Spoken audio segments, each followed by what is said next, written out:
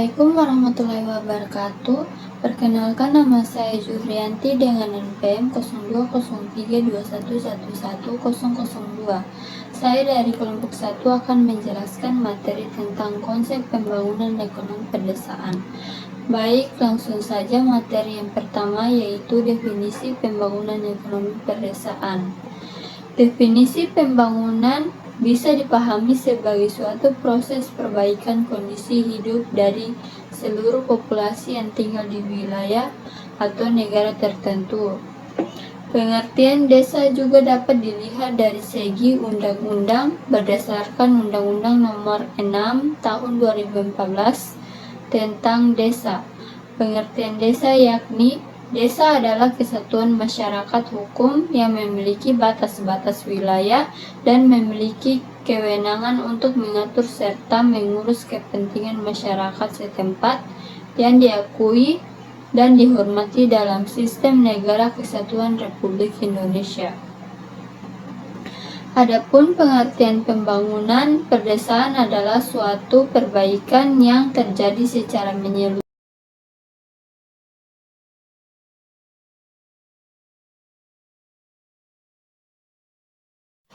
Definisi pembangunan desa menurut para ahli.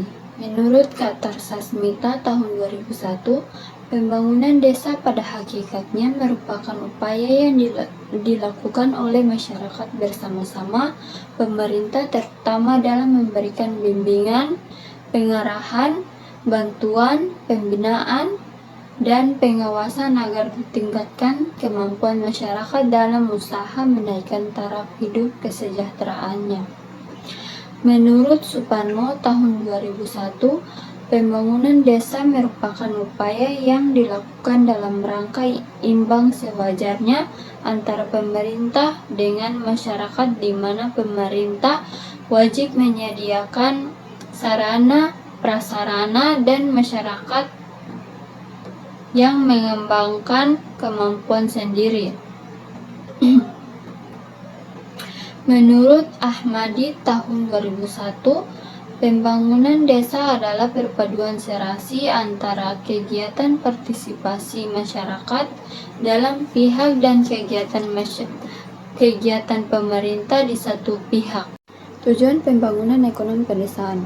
Yang pertama, meningkatkan pendapatan dan kesejahteraan pembangunan. Ekonomi pedesaan akan membantu masyarakat untuk meningkatkan pendapatan dengan cara meningkatkan akses ke sumber daya produksi. Yang kedua, yaitu membuka akses pasar dan lapangan kerja strategi. Pengembangan UMKM pedesaan juga dapat membuka akses pasar dan lapangan kerja dengan tujuan untuk memperluas kesempatan kerja dan meningkatkan pendapatan masyarakat. Yang ketiga, yaitu memperbaiki kualitas hidup masyarakat dengan meningkatnya pendapatan.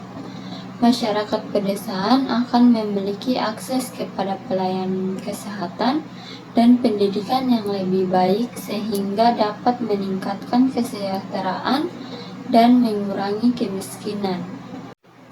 Yang keempat, yaitu memperbaiki kualitas lingkungan dengan meningkatkan penerimaan pendapatan masyarakat. Pedesaan akan memiliki lebih banyak ruang untuk membeli peralatan dan teknologi yang lebih ramah. Dan yang terakhir, mendorong inovasi pembangunan ekonomi pedesaan. Di Indonesia dapat membantu mendorong inovasi dengan meningkatkan pendapatan masyarakat dan kualitas pembangunan desa. Strategi pengembangan pembangunan ekonomi pedesaan. Strategi pertumbuhan harus ada indikator yang menentukan akan terjadinya pertumbuhan pada berbagai aspek penting di desa, misalnya dalam hal pertumbuhan ekonomi, pendapatan, hasil produksi, dan lainnya. Strategi kesejahteraan. Strategi kesejahteraan berarti pembangunan harus mengarah pada pencapaian kesejahteraan masyarakat. Fasilitas-fasilitas yang mendukung tingkat kesejahteraan masyarakat harus semakin baik. Strategi responsif. responsif terhadap kebutuhan masyarakat. Hal ini berarti mampu memahami kebutuhan masyarakat, hal-hal yang dibutuhkan masyarakat untuk mengarah pada pembangunan ekonomi positif harus direspon secara cepat, tanggap, dan tepat sasaran. Ketika terjadi suatu masalah yang muncul dalam prosesnya, respon yang diberikan juga harus sesuai strategi terpadu dan menyeluruh. Berbagai kebijakan yang dibuat dalam rangka pembangunan ekonomi pedesaan ini akan mencakup berbagai bidang. Namun demikian, berbagai bidang ini harus mampu saling mendukung satu sama lain. Kebijakan dalam berbagai aspek harus terpadu dan menyeluruh. Konsep pembangunan ekonomi pedesaan mengacu pada upaya dan strategi untuk meningkatkan kesejahteraan ekonomi dan kualitas hidup masyarakat yang tinggal di daerah pedesaan. Tujuan utama dari pembangunan ini adalah mengurangi kesenjangan antara daerah perkotaan dan pedesaan melalui berbagai inisiatif yang berfokus pada peningkatan produktivitas, diversifikasi ekonomi, dan pembangunan infrastruktur. Berikut adalah beberapa aspek penting dari konsep ini. Yang pertama, pengembangan sumber daya manusia, meningkatkan keterampilan dan pengetahuan masyarakat pedesaan melalui pendidikan dan pelatihan, sehingga mereka dapat berpartisipasi lebih aktif dalam kegiatan ekonomi. Yang kedua, diversifikasi ekonomi, mengurangi ketergantungan pada sektor pertanian dengan mendorong pengembangan sektor lain seperti industri kecil, pariwisata, dan jasa. Yang ketiga, peningkatan infrastruktur, membangun dan memperbaiki infrastruktur dasar seperti jalan, listrik, air bersih, dan fasilitas kesehatan untuk mendukung aktivitas ekonomi dan meningkatkan kualitas hidup.